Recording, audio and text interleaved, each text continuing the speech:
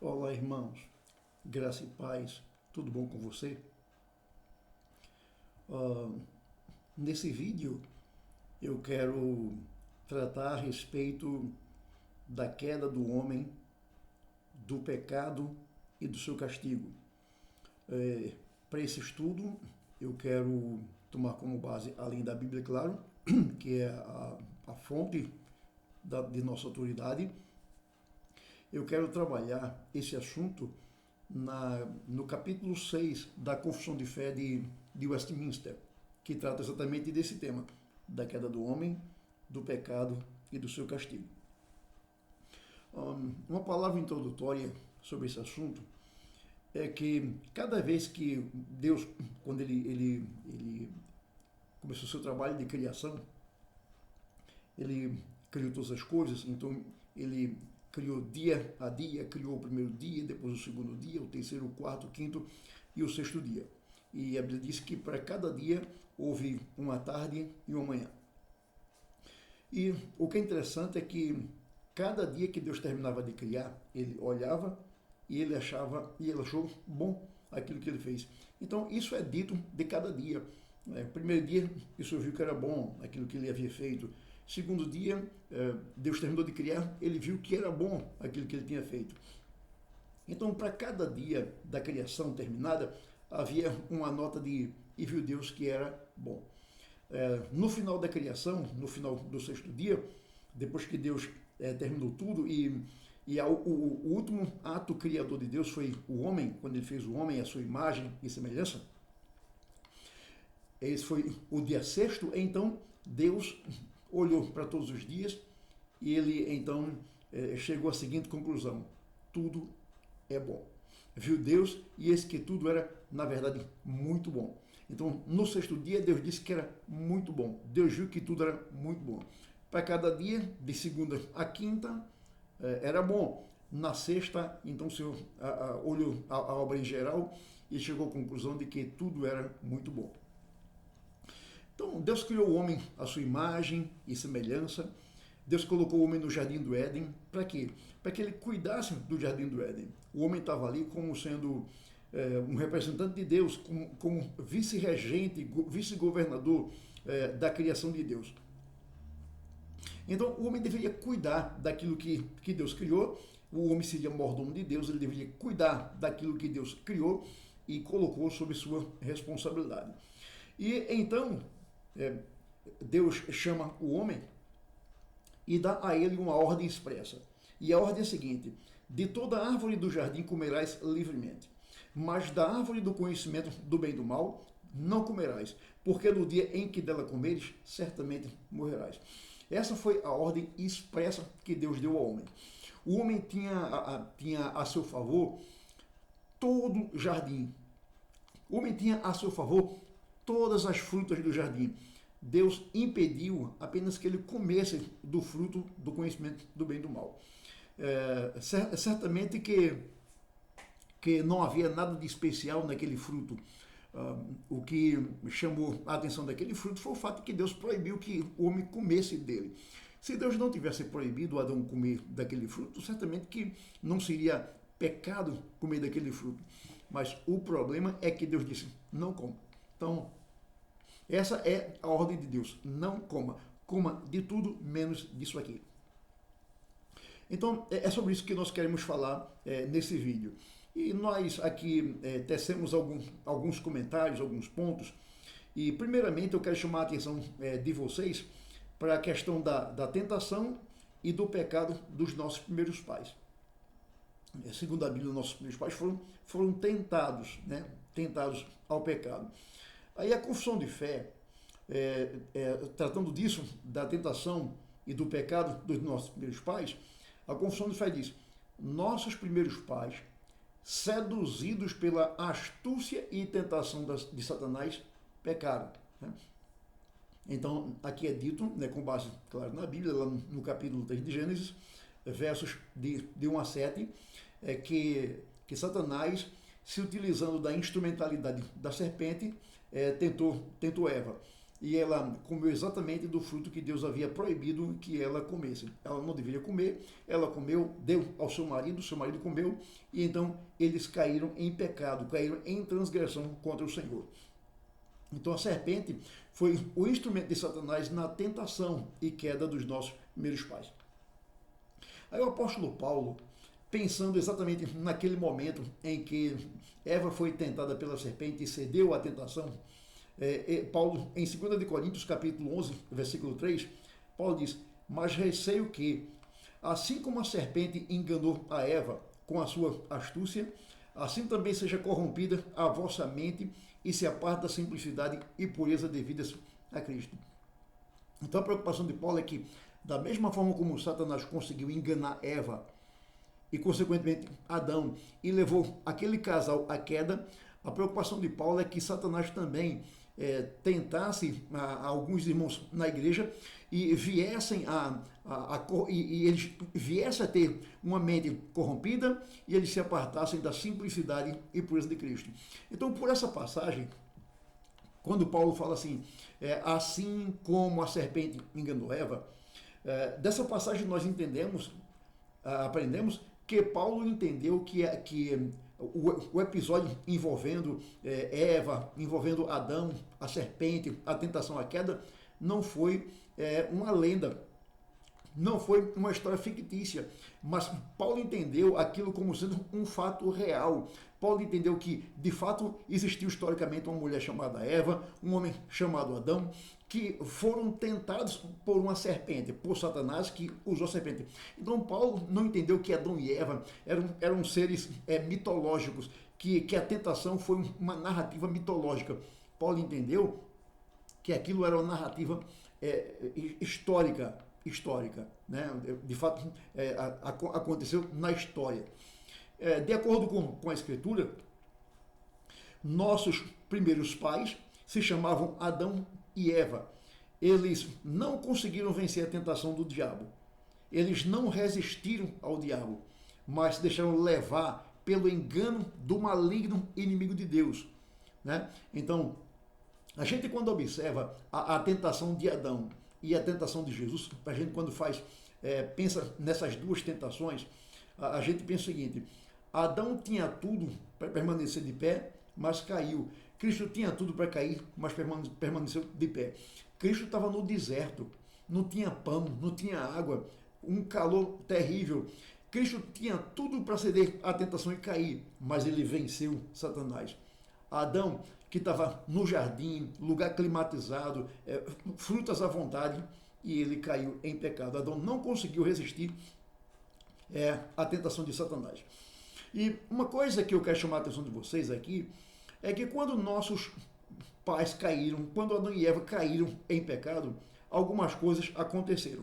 Primeiro, quando os nossos primeiros pais caíram em pecado, eles perderam a retidão original e a comunhão com Deus. Né? E a comunhão com Deus. Então, Adão e Eva foram criados retos, justos, santos, para desfrutar de comunhão com Deus, e tudo isso por conta da queda, eles perderam.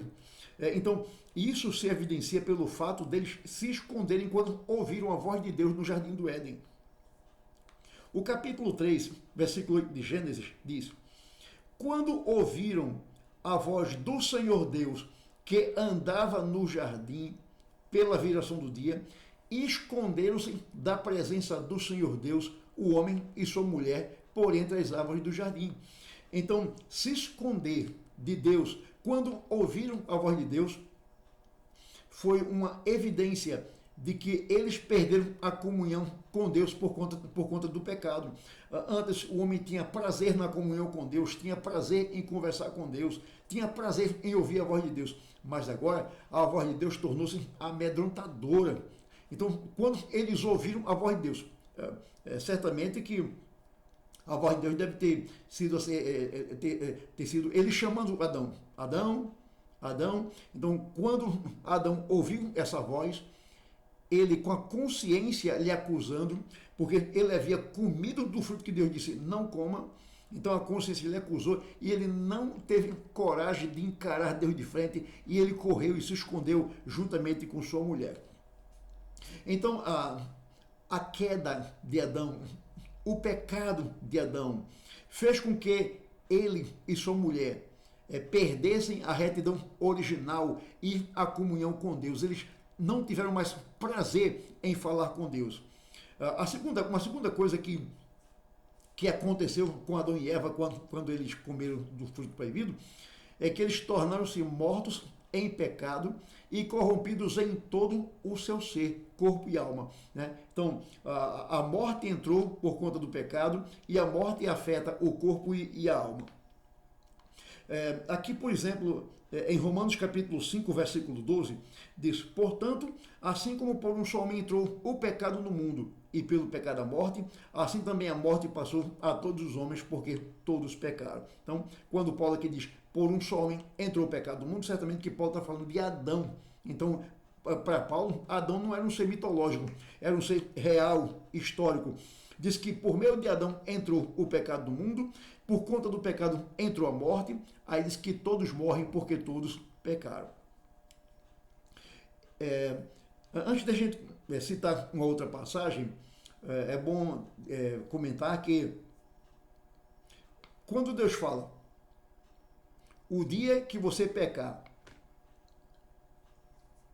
certamente você morrerá, muita gente entende que Deus ali, ele não cumpriu a ameaça, né, de imediato que ele tinha feito, porque Adão só morreu muitos anos depois. Quando as pessoas dizem que Deus não cumpriu a ameaça de morte quando Adão pecou, quando Deus não cumpriu, que Deus não cumpriu imediatamente, essas pessoas, elas dizem isso porque na visão delas só existe um tipo de morte. Para elas só existe a morte física. Então, o que esse pessoal imagina? Que quando Adão comesse do fruto, Adão caísse duro no chão. Aí, como isso não aconteceu, então Deus não cumpriu sua ameaça, ele só cumpriu essa ameaça muitos anos depois. O problema é que esse pessoal só conhece a morte física, mas a morte, ela vai além da morte física. Nós temos, além da morte física, temos a morte espiritual e temos a morte eterna. Então, embora Adão não tivesse sofrido naquele momento a morte física, ele sofreu a morte espiritual e ficou sujeito à morte física e à morte eterna. Ele morreu espiritualmente quando ele perdeu a comunhão com Deus. Morte é isso, morte é separação. Quando a pessoa morre fisicamente, há uma separação entre o corpo e a alma. Então o corpo não tem mais vida porque a alma saiu dele. Né? Então a morte é separação. A morte espiritual é a separação entre o homem e Deus, ou seja, o homem não tem comunhão com Deus, não tem relacionamento com Deus, então ele está morto, porque ele não tem vida com Deus. Quando Adão pecou, Adão morreu espiritualmente, daí ele perdeu a comunhão com Deus. Então o fato de que ele se escondeu de Deus, que ele teve medo de Deus, isso mostra que ele perdeu o relacionamento que ele tinha com Deus. Então isso é morte. E ele ficou sujeito à morte física, que aconteceu alguns anos mais tarde, e ficou sujeito também à morte eterna. A morte eterna é a perpetuação da morte espiritual. Então assim, o homem não é crente ainda em Cristo, então ele está morto espiritualmente, ele está separado da vida de Deus, ele não tem comunhão com Deus.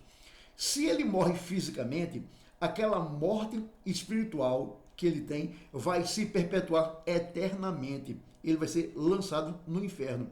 Então, Adão, embora não tenha morrido, na hora que ele pecou, ele não tenha morrido fisicamente, embora ele não tenha caído duro naquele momento, isso aconteceu muitos anos depois, mas espiritualmente ele morreu, ele perdeu a comunhão com Deus. Uma outra passagem que fala sobre a morte que entrou no mundo por conta da desobediência de Adão, Efésios 2, de 1 a 3. Ele que é em Cristo, vos deu vida, estando vós mortos nos vossos delitos e pecados, nos quais andastes outrora, segundo o curso deste mundo, segundo o príncipe da potestade do ar, do espírito que agora atua nos filhos da desobediência, entre os quais também todos nós andamos outrora, segundo as inclinações da carne, fazendo a vontade da carne e dos pensamentos, e éramos por natureza filhos da ira, como também os demais. Então, vejam em que situação Adão lançou a raça humana. Adão, quando caiu em pecado, lançou a morte humana, lançou a raça humana no estado de morte. E essa passagem aqui de Paulo, que a gente acabou de ler, Paulo diz que a morte em delitos e pecados envolve a pessoa andar de acordo com esse mundo decaído, e envolve andar segundo a orientação do príncipe da potestade do ar, que é o diabo, que é chamado de espírito, que agora atua nos filhos da desobediência. Então, veja que a morte espiritual, Paulo chama de desobediência. Os homens são desobedientes, naturalmente desobedientes. Então, eles estão mortos em delitos e pecados, e isso é evidenciado na sua desobediência a Deus. Diz mais que esse estado de morte espiritual faz com que os homens se inclinem para as coisas da carne, fazendo a vontade da carne. Carne aí é natureza corrompida. Não é o nosso corpo físico, a pele, mas é a nossa natureza pecaminosa. Então Paulo diz que a morte em delitos e pecados é evidenciada no fato de que o homem ele busca fazer a vontade da carne e dos pensamentos, e nessa condição o homem é por natureza filho da ira. Então veja o que foi que nós herdamos de Adão. O que foi que a raça humana herdou de Adão? A morte, né? A morte, a perda de comunhão com Deus. A confissão de fé chama nossa atenção para o fato de que o pecado não tomou Deus de surpresa, né? Essa é uma questão que algumas pessoas, assim, de forma equivocada, pensam que o pecado pegou Deus de surpresa, o homem caiu, então Deus botou a mão na cabeça e fazer o que é agora. A nossa confissão de fé, ela chama a nossa atenção para o fato de que o pecado não pegou Deus de surpresa por uma razão muito simples, porque Deus determinou todas as coisas. Inclusive, ele determinou a entrada do pecado no mundo. A Confissão de Fé diz assim: segundo o seu sábio e santo conselho, foi Deus servido permitir este pecado deles, havendo determinado ordená-lo para a sua própria glória. Então, Deus não foi pego de surpresa, porque ele havia permitido ordenar a entrada do pecado do mundo, visando a sua própria glória. Pois através da queda do homem em pecado, ele pôde manifestar sua graça aos homens, manifestar sua misericórdia, manifestar sua compaixão, manifestar sua salvação. Foi por conta do pecado do homem que foi possível que Deus em Cristo se encarnasse e viesse compartilhar conosco da sua graça, da sua bondade e da sua misericórdia. Então, o pecado não pegou Deus de surpresa, né? Deus havia permitido ordenar o pecado para a sua glória. Mais um detalhe aqui. Mesmo Deus tendo determinado o pecado, ele não é culpado pela existência do pecado, né? Interessante que Deus, em sua soberania, ele trabalha de uma forma, né? De uma forma que a gente não compreende bem. Mas ele é muito claro em mostrar na sua palavra que, embora ele determine todas as coisas, ele se utiliza da responsabilidade, da liberdade humana para cumprir os seus propósitos. Então, Deus não é culpado pela existência do pecado. O culpado é tão somente o pecador. Deus determinou que o pecado entrasse no mundo pela simples liberdade com a qual dotou o ser humano. Assim, o responsável pelo pecado é o homem e não Deus.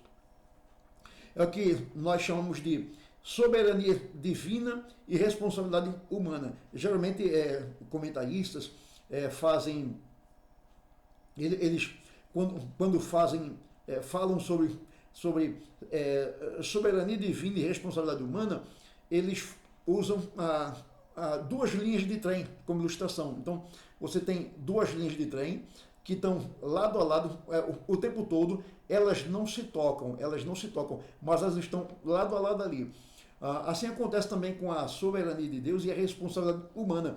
Elas andam lado a lado. A Bíblia mostra essas duas verdades, que Deus é soberano, determina tudo, ao mesmo tempo o homem é responsável por aquilo que ele faz, é responsável pelos seus atos. Deus não é responsabilizado pelos atos humanos. Deus determina as coisas, mas ele diz que essas coisas vão acontecer, né, através da liberdade, através das causas secundárias, através da vontade do homem. Então Deus cumpre o seu propósito. Então Deus não é o responsável pelo pecado, e sim o homem que é responsável pelo pecado. Então, depois que a gente falou sobre a tentação e o pecado de Adão e Eva, um segundo ponto para o qual quero chamar a sua atenção é os primeiros pais, o pecado e a raça humana, né? Então, esse é o segundo ponto. Os primeiros pais, o pecado e a raça humana. Adão e Eva são chamados na confissão de fé de primeiros pais e tronco de toda a humanidade. É assim que eles são chamados. Primeiros pais e tronco de toda a humanidade. Essas expressões indicam que toda a raça humana descendeu deles. Toda a raça humana veio de um só tronco, de uma só raiz, de um só casal. Isso é comprovado não só pela Bíblia, mas também pela história, né? A história registra isso. Mostra que o homem descende de um tronco comum, descende de um casal comum, né? Então, esse é o testemunho da Bíblia, que houve um primeiro casal, a este casal a Bíblia chama de Adão e Eva, e dele descendeu toda a raça humana. O apóstolo Paulo, tratando dessa questão, em Atos 17, 26, disse, de um só o quê? De um só casal, fez toda a raça humana para habitar sobre toda a face da terra, havendo fixado os tempos previamente estabelecidos e os limites da sua habitação. Então, o testemunho da Bíblia é que de um só casal, de um só par, Deus fez toda a raça humana. Nossos primeiros pais transmitiram, após a sua queda, eles quando se rebelaram contra o Senhor, quando quebraram a lei do Senhor, quando quebraram a ordem do Senhor, eles transmitiram para a sua posteridade, que somos nós, algumas coisas terríveis. Eles transmitiram para nós o delito dos seus pecados, eles se tornaram pecadores, e então eles passaram para nós, transmitiram para nós o delito, a maldade dos seus pecados, a morte em pecado e sua natureza corrompida, de sorte que ninguém que vem ao mundo vem como Adão veio. Adão foi o único homem que veio santo, puro, justo. Todos os homens que vêm ao mundo depois do pecado de Adão vêm envolvidos em delitos e pecados. Ele vem morto espiritualmente e vem com a natureza corrompida. Esse é o testemunho da Bíblia. Por exemplo, Romanos capítulo 5, 17. Pela ofensa de um, e por meio de um só, reinou a morte. Então, isso nós herdamos de Adão. A ofensa de Adão tornou-se a nossa ofensa. A morte de Adão tornou-se a nossa morte, porque Adão era o nosso representante. Adão era o chefe da aliança que Deus fez com a raça humana. Então, quando Adão caiu, a raça humana caiu nele. Quando Adão pecou, a raça humana pecou nele. Quando Adão foi castigado, a raça humana foi castigada nele. 1 Coríntios capítulo 15, 21 e 22. Visto que a morte veio por um homem, e Paulo entende que este homem por quem veio a morte é exatamente Adão. Então, por causa da natureza corrompida que herdamos de Adão e Eva, ficamos totalmente indispostos, avessos a todo bem e inteiramente inclinados a todo mal. Essa é a natureza humana. A natureza humana é inclinada para o mal. A natureza humana é avessa ao bem espiritual. A natureza humana é indisposta para buscar a Deus. É indisposta para fazer a vontade de Deus. Em Gênesis capítulo 6 e o versículo 5, diz o seguinte: viu o Senhor que a maldade do homem se havia multiplicado na terra e que era continuamente mau todo o desígnio do seu coração. Então veja o testemunho que a Bíblia dá do homem depois do pecado. A maldade dele se multiplicava e o mal que havia no seu coração era algo contínuo. Então, isso fala da natureza corrompida do homem, né, que ele herdou de Adão. Ainda em Gênesis capítulo 8, verso 21, a parte B diz: é mal todo o desígnio ímpio do homem desde a sua mocidade. Então veja, todo desígnio íntimo, todo desígnio do seu coração é mal. Mateus capítulo 15, 19. Porque do coração do homem, né, procede maus desígnios, homicídios, adultérios, prostituição, furtos, falsos testemunhos, blasfêmias. São essas coisas que ocupam o coração do homem pecador. Isso nós herdamos de Adão. Isso fala de nossa natureza pecaminosa, fala de nossa natureza corrompida. Nosso coração é repleto disso. Nosso coração é repleto, repito, de maus desígnios, homicídios, adultérios, prostituição, furtos, falsos testemunhos, blasfêmias. Nosso coração é cheio disso. Isso fala da nossa natureza corrompida, pecaminosa. E Romanos capítulo 3, versos 10 a 12, Paulo diz: não há justo nenhum sequer. Não há quem entenda, não há quem busque a Deus. Todos se extraviaram, a uma se fizeram inúteis, não há quem faça o bem, não há nenhum sequer. Então, Paulo diz que o homem está desviado de Deus. A natureza corrompida do homem o leva para longe de Deus, o leva a ter desprazer em Deus. Então, a partir da queda, o homem tem se afastado de Deus, ele não busca Deus, ele não tem prazer em Deus. Pelo contrário, ele está extraviado de Deus. Ele não faz o bem em relação a Deus. Né? Então, ele não deseja a salvação. Ele não busca a salvação. Essa é a realidade humana depois da queda de Adão. Então, a queda de Adão trouxe para baixo toda a raça humana. Então a queda de Adão trouxe para nós uma natureza corrompida. E essa natureza corrompida é responsável exatamente para que o homem não busque a Deus, para que ele não entenda as coisas de Deus, para que ele não tenha prazer nas coisas de Deus. A natureza corrompida aqui não reside apenas nos incrédulos.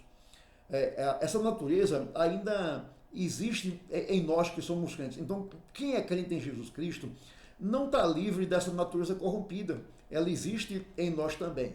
Né?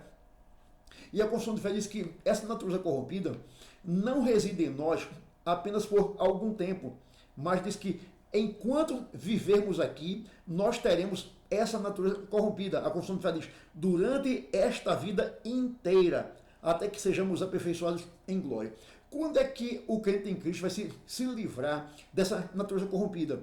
Só quando ele entrar na glória. Quando o crente morrer, sua alma imediatamente entra no céu. Lá ela é aperfeiçoada e ela vê a face de Deus em luz e glória. Então é só quando ele terá sua natureza, terá sua alma aperfeiçoada, sua natureza aperfeiçoada. Mas enquanto ele estiver nessa vida, e se ele viver 50, 60, 80, se ele viver 100 anos, essa natureza corrompida o acompanhará a vida inteira. Que a natureza corrompida habita também no crente é evidenciado na experiência de cada crente, que tem a consciência de sempre cometer pecado contra Deus. Daí é muito comum você, um crente, quando vai orar, dizer: perdoa os meus pecados. Quando o crente diz perdoa os meus pecados, é porque ele entende que embora ele seja justo ou justificado, embora seus pecados tenham sido perdoados, ele continua sendo pecador. É o paradoxo da vida cristã. O crente é justificado e pecador ao mesmo tempo. A Bíblia diz isso, mostra que ele foi justificado em Cristo que Cristo morreu pelo pecado dele, no sentido de que ele não vai ser mais condenado ao fogo eterno, ele não vai ser mais condenado ao inferno. Esse pecado Cristo tirou, né, esse pecado que o levava à condenação, mas nós ainda pecamos, né? Ainda nós cometemos pecados ainda, e a nossa consciência nos leva a pedir perdão ao Senhor. Tem uma passagem em Romanos capítulo 7, essa passagem assim, é polêmica, porque os comentaristas divergem do sentido dela. Alguns comentaristas acham que Paulo aqui nessa passagem está falando dele, já como crente. Outros acham que Paulo está falando dele como não crente, né? Como não crente, ou está falando de um judeu que quer ser salvo pela lei. Bom, eu entendo aqui que Paulo está fazendo uma autobiografia dele, bem como uma biografia de toda a raça humana, inclusive dos crentes, né? É assim que, por exemplo, você pega os comentários da Bíblia de Genebra e da Bíblia Shed, eles entendem assim. Essas Bíblias, esses comentários da Bíblia Shed e Bíblia de Genebra, entendem que Paulo aqui está fazendo uma autobiografia.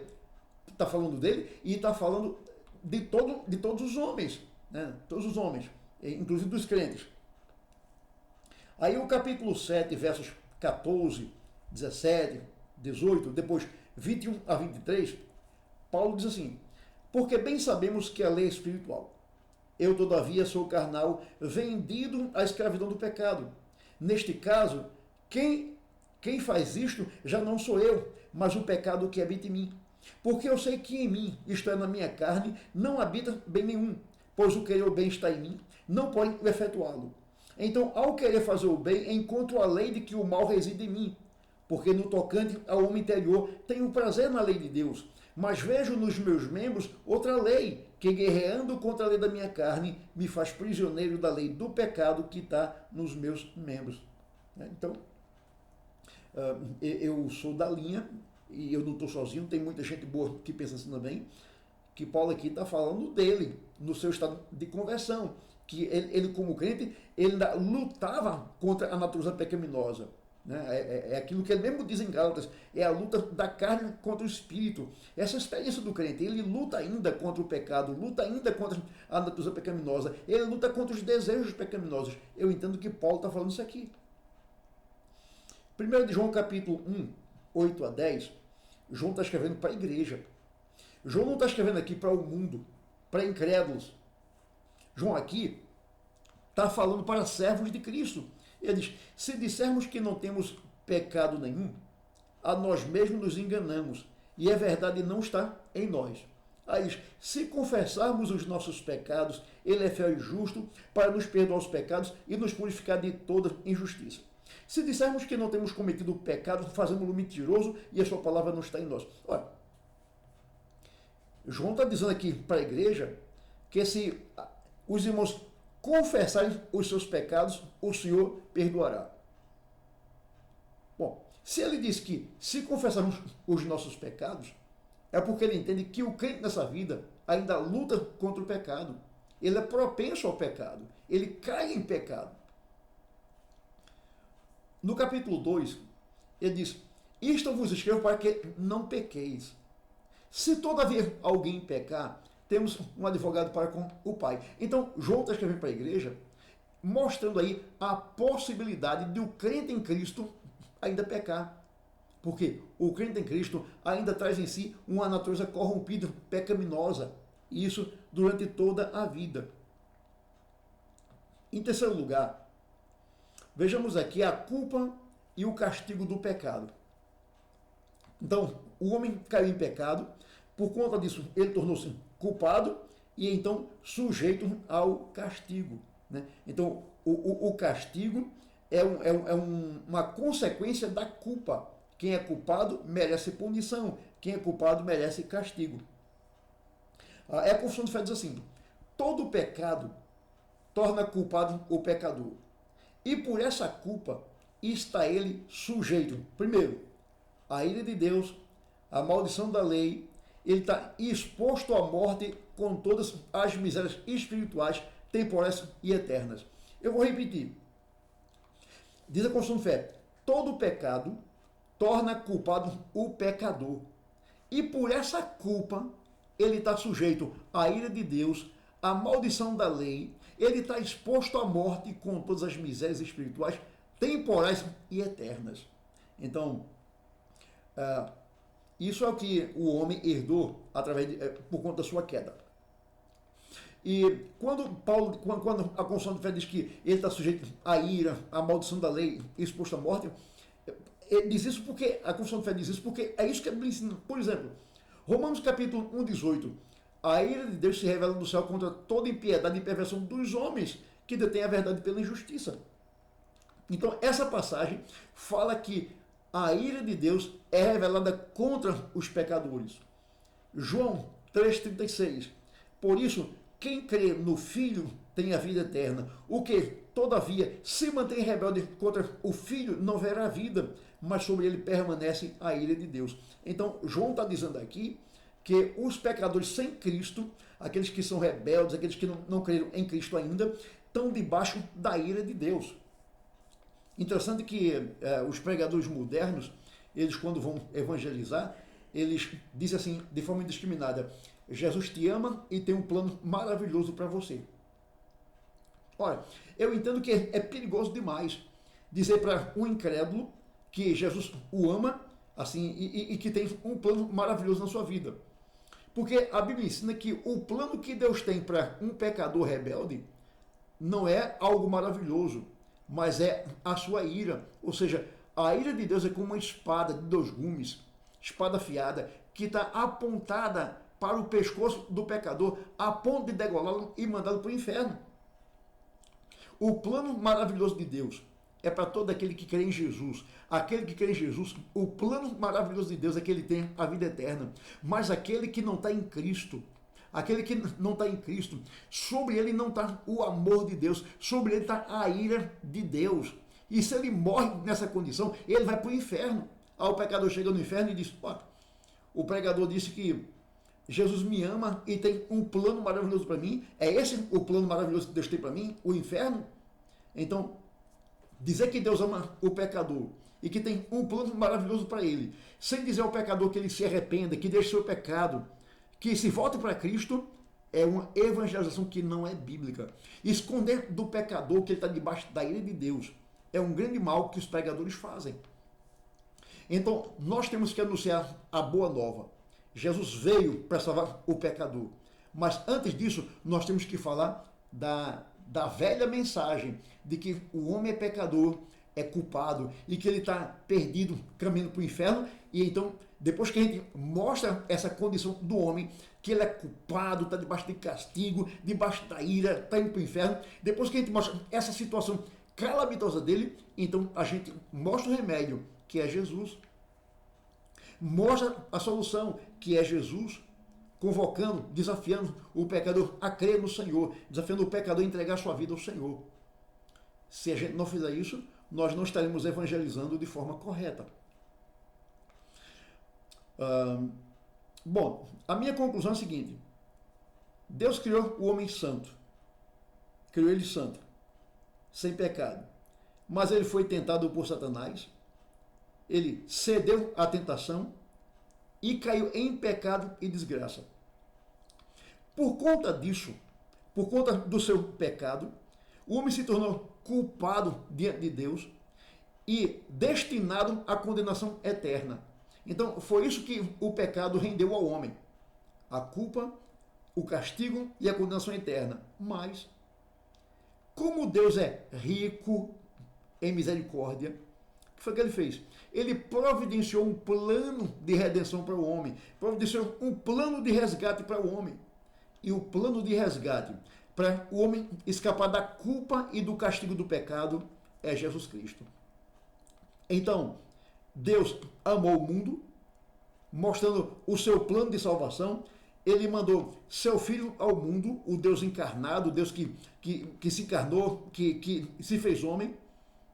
Ele veio, viveu uma vida justa, santa e perfeita.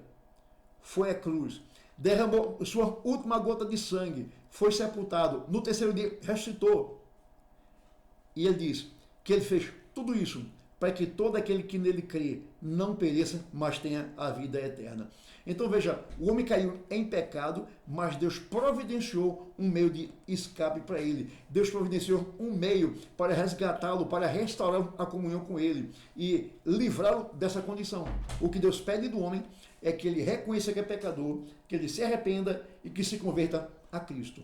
É isso que Deus pede do pecador. Então, meus irmãos, Deus abençoe a cada um de vocês em nome de Jesus. Amém.